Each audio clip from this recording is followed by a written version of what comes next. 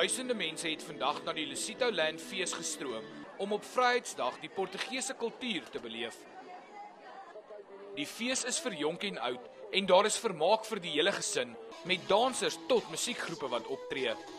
We have big artists. This year we had Kirk Darren, we had Charlize Berg. Tonight we have Mikaza.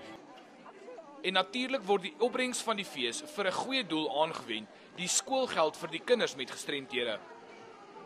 That is a way that we help our learners to get new equipment, to get the learners have therapy, like speech therapies, physiotherapies, occupational therapies. Die reuk van smil lekker tradisionele Portugese kos en die immer gewilde drankie, die caipirinha, sorg vir 'n jolige tyd by die fees. Ons het maar so 'n instelling, ons kom elke jaar. En ons hou van hierdie caipirinhos, dit is lekker.